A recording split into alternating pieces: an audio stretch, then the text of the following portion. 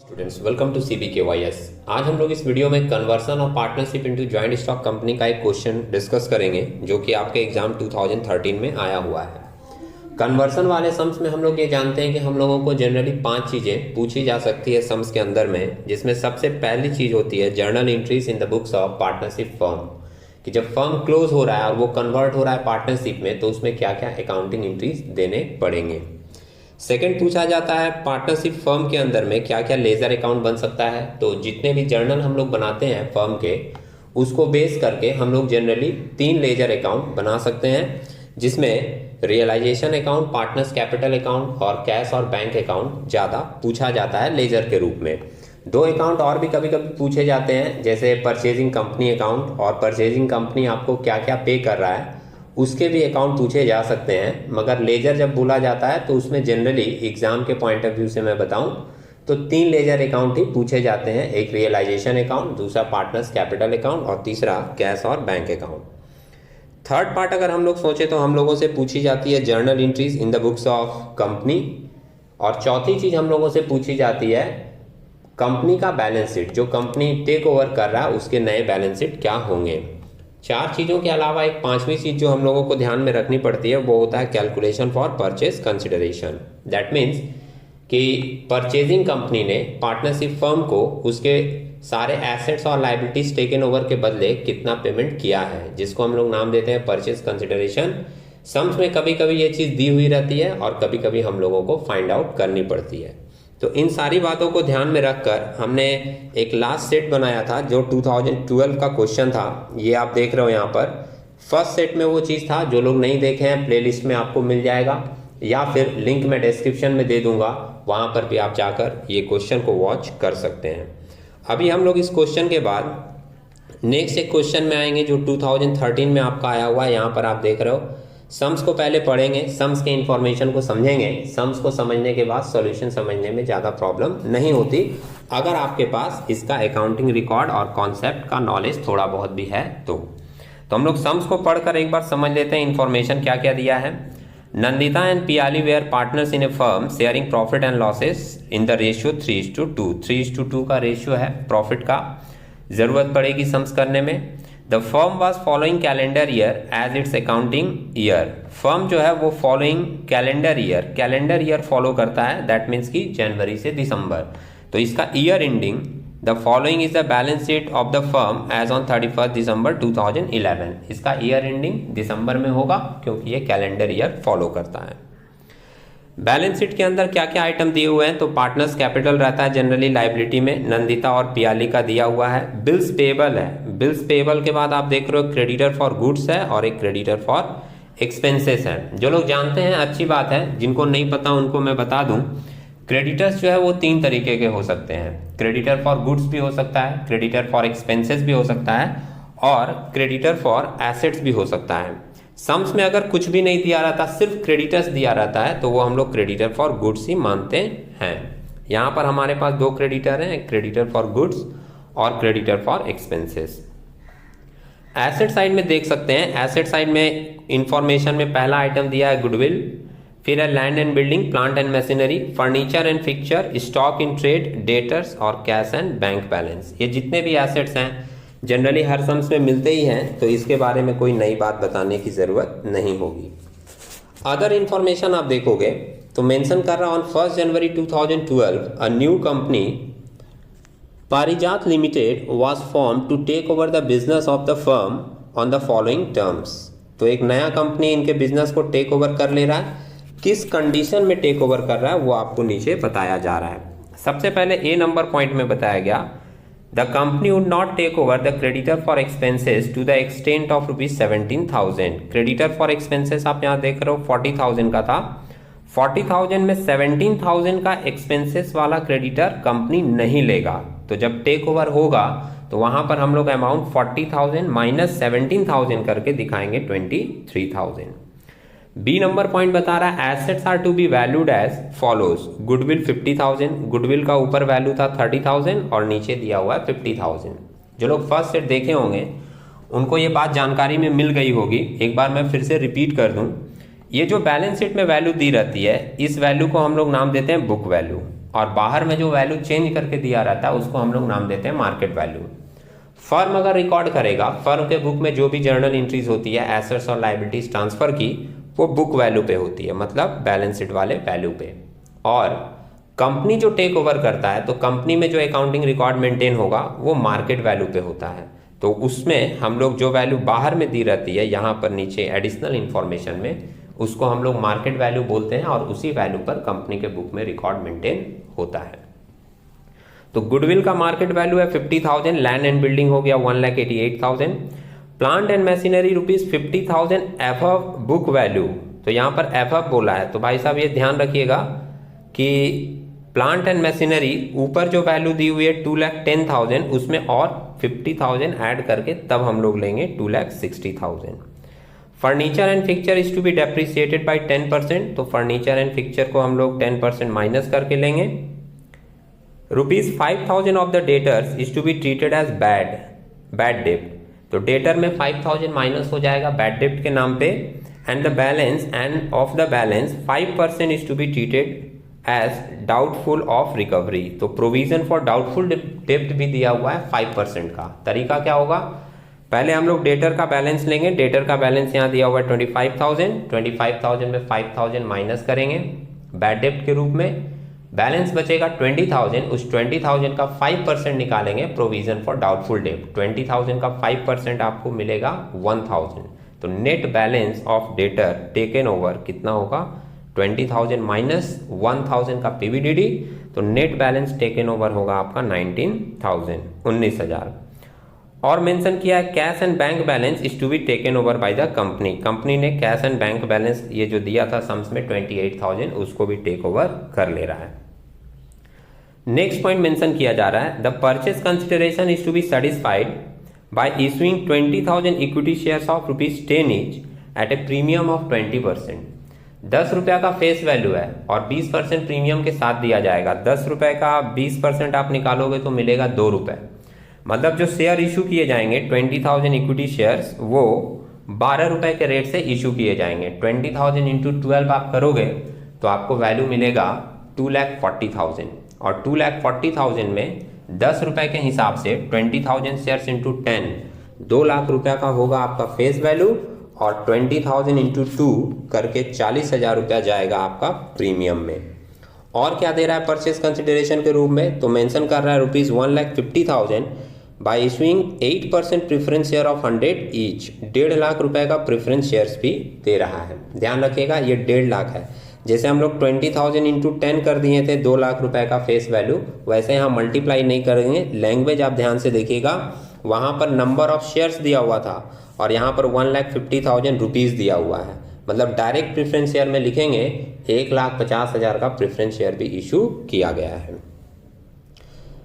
आगे की line mention कर रहा है, and the balance in the form of 6% debenture issued at 5% discount, और जो बैलेंस होगा परचेस कंसिडरेशन का वो डिवेंचर के रूप में दिया जाएगा। 6% डिवेंचर इशू किया जाएगा 5% के डिस्काउंट में, मतलब 100 रुपया अगर डिवेंचर का फेस वैल्यू है, 5% डिस्काउंट उसमें मारेंगे तो जो वैल्यू पेमेंट होगी वो कितने की होगी, 95 के बराबर। इस थॉट पर हम लोगों को ये कैलकुलेशन करना पड़ेगा। एक और बात, सी नंबर पॉइंट पढ़ने के बाद कुछ लोगों के ध्यान में आया होगा, सम्स नंबर 1 सेट 1 जो हम लोग किए थे उसमें परचेस कंसिडरेशन की वैल्यू दी हुई थी, परचेस कंसिडरेशन अमाउंट दिया हुआ था, हम लोगों को उसकी कैलकुलेशन करने की जरूरत नहीं थी। इस सम्स में आपका परचेस कंसिडरेशन का अमाउंट दिया हुआ नहीं है। कैसे पता चला, शेयर्स देना है 20,000, डिवेंचर देना है, प्रेफरेंस शेयर्स देना है 1,50,000 का, देख रहे हो आप, लेकिन डिवेंचर जो देना है वो बैलेंस अमाउंट देना है। तो पहले हम लोगों को पता करना पड़ेगा कि टोटल हम लोगों को देना कितना है परचेस कंसिडरेशन के रूप में। जब वो अमाउंट पता चल जाएगा तो उसमें से हम लोग इक्विटी शेयर वाला पार्ट और प्रेफरेंस शेयर वाला पार्ट माइनस कर देंगे, जो बैलेंस आएगा वो हम लोगों का हो जाएगा डिवेंचर का अमाउंट। तो सबसे पहले हम लोग वर्किंग में ये चीज कैलकुलेट करेंगे, उसके बाद मेन सम्स में जाकर अपना कैलकुलेशन मूव करेंगे। क्या क्या करना है हम लोगों को, सम्स के लास्ट लाइन में मेंशन किया है, पास necessary journal entries in the books of company. Set 1 में जो जर्नल एंट्रीज पूछा गया था वो पूछा गया था in the books of firm, और इसमें पूछा गया है in the books of company. Company के बुक में बहुत ज़्यादा एंट्रीज नहीं होती, दो एंट्रीज बेसिक है जो हमेशा ही होती है कंपनी के बुक में। एक एंट्री होती है assets and liabilities taken over की, और दूसरी एंट्री होती है परचेस कंसिडरेशन जो पेमेंट करना है उसकी। तो देख लेंगे हम लोग कैसे जर्नल एंट्रीज बनाया गया है। और इसमें पूछा है and prepare the balance sheet after acquisition, और कंपनी के बुक में आपको बैलेंस शीट भी बनाकर दिखाना है। ये जो एसेट्स और लायबिलिटीज टेकन ओवर किया गया इसके बेस पर आपको बैलेंस शीट बनाकर दिखाना होगा कि ये assets and liabilities balance sheet में किस तरीके से प्रेजेंट होंगे। तो ये दो चीजें हम लोग करेंगे मेन सम्स में, लेकिन उसके पहले हम लोग निकाल कर देखेंगे कि परचेस कंसिडरेशन का अमाउंट कितना है। ये निकालने का तरीका, ये मेन सम्स में हम लोग जाएंगे अभी। ये बैलेंस शीट का पार्ट है। यहां देखिएगा वर्किंग नोट आपको मिलेगा, ये वर्किंग नोट में निकाला गया है परचेस कंसिडरेशन। किस मेथड से? नेट एसेट मेथड से। बहुत इजी तरीका है। जितने एसेट्स टेकन ओवर किया है कंपनी वो सारा ऐड कर लेगा, और जितने लायबिलिटीज टेकन ओवर किया है वो सारा माइनस कर देगा eight market value. Market value का मीनिंग मैंने आपको सम्स पढ़ते समय ही बता दी थी। तो सारे एसेट ले लीजिए जो कंपनी ने लिया है, उसमें से लेस कर दीजिए सारे लायबिलिटीज जो कंपनी ने लिया है, आपको मिल जाएगा परचेस कंसिडरेशन। अब मैं आपको वैल्यू दिखा देता हूँ। गुडविल 50,000 मार्केट वैल्यू दिया था। Land and building 1,88,000 market value दिया था। प्लांट एंड मशीनरी आप देखिए 2,10,000 बुक वैल्यू दिया था बैलेंस शीट में, उसमें 50,000 बढ़ गया था तो ऐड करके लिया है 2,60,000। फर्नीचर एंड फिटिंग्स में 10% डेप्रिसिएशन हुआ था तो 1 लाख में माइनस कर दिया 10%, तो वैल्यू आ गई 90,000। Stock in trade 65,000। डेटर्स में देखिएगा, हम लोग सम्स पढ़ते समय भी देखे थे, 25,000 माइनस 5,000 का बैड डेट था, और 20,000 जो बचेगा उसका 5% 1,000 निकलेगा पीवीडीडी, वो माइनस करके डेटर्स लिया कितना 19,000 का। कैश एंड बैंक बैलेंस भी टेकन ओवर हुआ था। कैश एंड बैंक बैलेंस थी आपकी कितने की 28,000 की। ये सब ऐड करके आपको वैल्यू मिल गया 7 लाख। 7 लाख का एसेट टेकन ओवर हुआ। अब लाइबिलिटीज जो टेकन ओवर हुई है वो इसमें से माइनस होगी। क्रेडिटर फॉर गुड्स था 25,000, बिल्स पेबल था 35,000, और क्रेडिटर फॉर एक्सपेंसेस 40,000 में 17,000 का छोड़ दिया गया था, तो लिया गया कितने का 23,000 का। ये टोटल आपको मिल रहा है 83,000। 7 लाख में 83,000 माइनस कर दे रहे हैं तो हम लोगों को नेट बैलेंस मिल रहा है 6,17,000 का, और ये 6,17,000 ही हम लोगों का होगा परचेस कंसिडरेशन। अब ये पेमेंट कैसे होगा, तो नीचे बताया है mode of payment of purchase consideration. Mode of payment में इक्विटी शेयर इशू किया गया था। आप इस लाइन को छोड़कर पहले टोटल देख लीजिए। टोटल 6,17,000 देना है, ये लिख दिए। इसमें से इक्विटी शेयर 20,000 शेयर था 12 के रेट में इशू हुआ था, 10 रुपया वाला 2 रुपए के प्रीमियम में, तो 2,40,000 आया। 8% प्रेफरेंस शेयर इशू हुआ था 1,50,000 का, तो 6,17,000 में 2,40,000 और 1,50,000 माइनस कर देंगे तो जो बैलेंस बचेगा वो यहाँ पर बैलेंस बच रहा है 2,27,000। ये इशू होगा डिवेंचर, मेंशन किया है डिवेंचर इशूड, ब्रैकेट में लिख दिया है कि ये 2,27,000 कैसे आया है बैलेंसिंग फिगर के हिसाब से। ठीक है, ये 2,27,000 का जो डिवेंचर इशू हुआ वो फुल वैल्यू पे नहीं है, 5% डिस्काउंट में है। तो हम लोग अगर मानते हैं कि 100 की चीज होगी 5% डिस्काउंट होगा तो ये वैल्यू कितने को रिप्रेजेंट कर रहा होगा 95 को। अब अगर फुल वैल्यू हम लोग दिखाना चाहें, क्योंकि हम लोगों को इंट्रीज में फुल वैल्यू दिखाना पड़ेगा डिवेंचर का, डिस्काउंट काट के नहीं, डिस्काउंट अलग से दिखाना पड़ेगा, तो इसलिए फुल वैल्यू निकालना जरूरी है। वो वैल्यू कैसे निकाला गया है नीचे आप देखिएगा, एक सिंपल कैलकुलेशन है। As debenture are issued at 5% discount, so 2,27,000 payable as consideration is 95% of its original value. Therefore, face value of debenture issued equals 2,27,000 जो वो रिप्रेजेंट कर रहा है 95 को, तो 95 से डिवाइड किए और हम लोगों को चाहिए फुल वैल्यू, तो इंटू 100 करेंगे तो अपने को फुल वैल्यू मिल गया और वो कितना आया 2,38,947। अब 2,38,947 का आप 5% निकालोगे तो आपको डिस्काउंट मिल जाएगा, या आप ऐसे भी डिस्काउंट निकाल सकते हो कि ये आपका फुल वैल्यू निकल गया 2,38,947, इसमें से आप 2,27,000 माइनस कर दीजिए तो भी आपको डिस्काउंट मिल जाएगा। तो यहाँ पे नीचे लिख दिया discount on issue of debenture equals, आप 2,38,947 का 5% भी निकाल सकते हो और 2,38,947 में माइनस कर दिए 2,27,000 जो डिस्काउंट काट के वैल्यू था, तो माइनस करके अपने को डिस्काउंट का वैल्यू मिल गया कितने का, 11,947। अब जब ये सारी चीज़ें निकल गई तो सिंपल हम लोग अपने कंपनी के बुक में जर्नल एंट्रीज दिखा सकते हैं। अब देखते हैं कंपनी के बुक में जर्नल एंट्रीज किस तरीके से बनाई गई है। इन द बुक्स ऑफ पारिजात लिमिटेड जर्नल, फॉर्मेट आप लोग कर लेंगे, पेज थोड़ा एडजस्ट कर लेते हैं, ठीक है। एसेट्स और लायबिलिटीज टेक ओवर की गई थी और परचेस कंसिडरेशन बाकी है, इसका पहला एंट्री होगा। कंपनी जो है एसेट्स ले रहा है तो वो सारे एसेट्स को डेबिट करेगा और सिंपल एंट्री बनाया है, देख रहे हैं सारे एसेट्स को डेबिट किया गया है मार्केट वैल्यू पे। गुडविल अकाउंट डेबिट है, land and building account debit है, plant and machinery account debit है, फर्नीचर अकाउंट डेबिट है, स्टॉक अकाउंट डेबिट है, डेटर्स अकाउंट डेबिट है, cash and bank account debit है। और ये सारे वैल्यू जो लिए गए हैं वो मार्केट वैल्यू लिए गए हैं। जिसका मार्केट वैल्यू नहीं दिया रहता तो बुक वैल्यू ही उसकी ले ली जाती है। 2 प्रोविजन फॉर बैड डेब्ट 1000, 20,000 का 5% प्रोविजन था। आप चाहें तो इस प्रोविजन को यहाँ क्रेडिट में नहीं दिखाकर डेटर के साथ एडजस्ट करके, ये जो डेटर 20,000 है ना, इसमें से 1000 माइनस करके वहाँ 19,000 भी दिखा सकते थे। अलग से दिखाया गया है, कोई बात नहीं है। 2 प्रोविजन फॉर बैड डेब्ट 1000, 2 क्रेडिटर्स 25,000, 2 बिल्स पेबल 35,000 का था। क्रेडिटर फॉर एक्सपेंसेस 40,000 में 17,000 का कंपनी छोड़ दिया था, तो लिया था कितने का, 23,000 का। और फिर लिखते हैं 2 लिक्विडेटर ऑफ द फर्म, इसमें आपका अमाउंट चला जाता है परचेस कंसिडरेशन वाला जो कि था 6,17,000। दिखा दिए। नरेशन मेंशन कर दीजिएगा, being assets and liabilities taken over and purchase consideration due, purchase consideration देना बाकी है। अब सेकेंड एंट्री हम लोग करेंगे परचेस कंसिडरेशन पेमेंट का, तो एंट्री होगी liquidator of the firm account debit 6,17,000 liquidator को पेमेंट कर रहा है। Discount on issue of debenture account debit, debenture जो इशू हुआ था वो डिस्काउंट में हुआ था, डिस्काउंट डेबिट होता है, मेंशन कर दिया 11,09,47। 2 equity share capital account, face value इसमें जाता है 2 lakh. 2 8% preference share capital account, preference share दिया था कितने का, 1,50,000 का।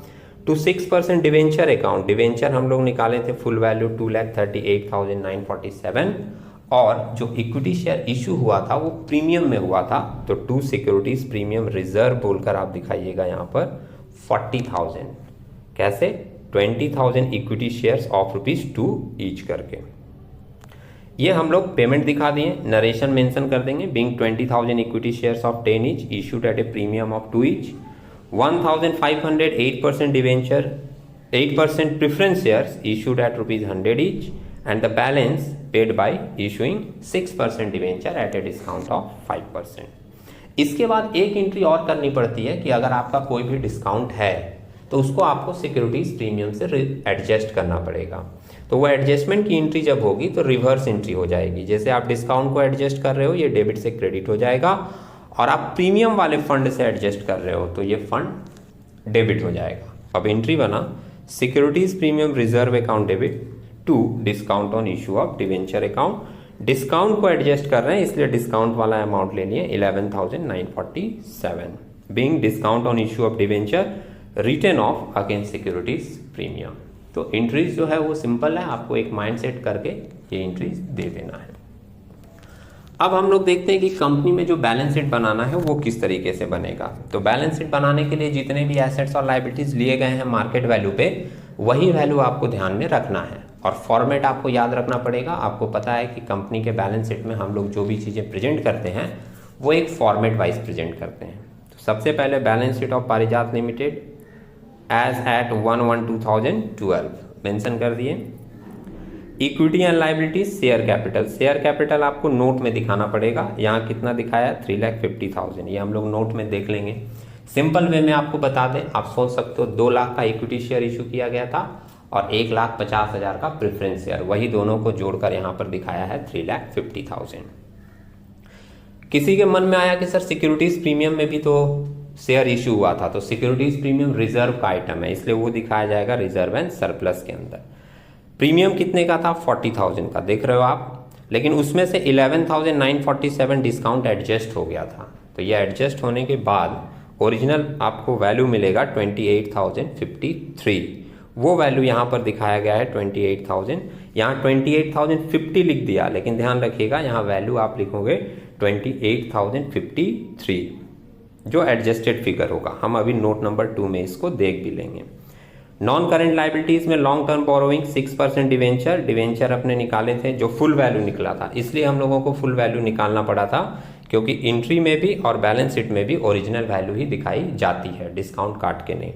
तो यहाँ पर हम लोग लॉन्ग टर्म बोरोइंग में 6% डिवेंचर दिखा दिए, कितने का 2,38,947 का। उसके बाद अदर्स लाइबिलिटी में देखेंगे तो ट्रेड पेबल होगा, यहाँ पे आप देख रहे हो करंट लाइबिलिटीज में ट्रेड पेबल है, नोट नंबर 3 में लिखा है 60,000। एक्चुअली ट्रेड पेबल के अंदर में आपका क्रेडिटर फॉर गुड्स और बिल्स पेबल आ जाएगा, तो वो दोनों का फिगर जोड़कर यहाँ पर दिखाए हैं 60,000। और अदर करंट लाइबिलिटीज में एक चीज लिख दिया गया क्रेडिटर फॉर एक्सपेंसेस, जो कि कंपनी टेक ओवर किया था कितने वैल्यू में 23,000 में। ये टोटल ऐड करके आपको मिला है कितना 7 लाख। अब एसेट्स में आते हैं, तो एसेट्स में नॉन करेंट एसेट्स में हम लोग फिक्स एसेट्स में लेते हैं टेंजिबल एसेट। ये जो 5,38,000 दिखाया जा रहा है नोट नंबर 4 में हम लोग देख लेंगे, ये आपका plant and machinery, land and building और फर्नीचर को ऐड करके एक साथ दिखा दिए। फिक्स एसेट्स के अंदर इनटेंजिबल में गुडविल हम लोगों का था 50,000 दिखा दिए। करेंट एसेट्स में आप इन्वेंट्रीज दिखाओगे, इन्वेंट्री 65,000 की थी। ट्रेड रिसीवेबल के अंदर आपका डेटर्स आ जाएगा, डेटर में प्रोविजन माइनस करके दिखाएंगे, इसलिए दिखाया कितना नेट वैल्यू 19,000 का। और कैश एंड कैश इक्विवेलेंट, जिसमें कैश एंड बैंक हम लोग लिखते हैं, वो टेकन ओवर हुआ था कितने का 28,000 का, और इसको ऐड करके भी कितना वैल्यू मिल रहा है 7 लाख। कंपनीज के बैलेंस शीट में रूल है कि जब बहुत सारे आइटम होंगे तो आपको उसको नोट बना बना कर भी उन आइटम को दिखाना पड़ेगा, और नेट बैलेंस आप मेन सम्स में दिखाओगे, इसलिए इसके लिए नीचे नोट बनाया गया है। सबसे पहले शेयर कैपिटल देख रहे हो आप, ऑथोराइज कैपिटल सेम चीज ली गई है 20,000 equity shares of 10 each 2 lakh का, और 8% प्रेफरेंस शेयर्स कैपिटल कितने का 1,50,000 का, ऐड करके 3,50,000। रिजर्व एंड सरप्लस में सिक्योरिटीज प्रीमियम में 40,000 था, इसमें से डिस्काउंट माइनस कर दिए, तो नेट बैलेंस यहाँ पर देखिए सही दिखाया है 28,053 जो मेन सम्स में दिखाए थे नोट नंबर 2 में। ट्रेड पेबल में आपका आ जा रहा है क्रेडिटर फॉर गुड्स 25,000 का और बिल्स पेबल 35,000 का, ऐड करके 60,000, यही यहाँ मेन सम्स में दिखाया था। इसके बाद नोट नंबर 4 आप देख रहे हो फिक्स एसेट्स का, tangible assets land and building 1,88,000 सब मार्केट वैल्यू पे है। प्लांट एंड मशीनरी 2,60,000 और फर्नीचर 90,000 ऐड करके आया है 5,38,000 जो हम लोग एसेट्स में नोट नंबर 4 करके दिखा दिए थे। और ट्रेड रिसीवेबल डेटर्स था 20,000 का, इसमें पीवीडीडी 1,000 एडजस्ट करके वैल्यू कितना दिखाएं 19,000। और ये हम लोग एसेट्स में नोट नंबर 5 में आप देखोगे ट्रेड रिसीवेबल दिखा दिया है कितने का 19,000 का। अगर आप इन चीज़ों को पूरी अच्छी तरीके से लिख कर प्रेजेंट करोगे तो चीज़ें आपको और ज़्यादा क्लियर समझ में आएंगी। उम्मीद है आप लोगों को ये कैलकुलेशन समझ में आई होगी। हम लोग इसी तरीके के कुछ इंफॉर्मेटिव क्वेश्चन के साथ एक नए वीडियो में मिलेंगे, तब तक के लिए टेक केयर।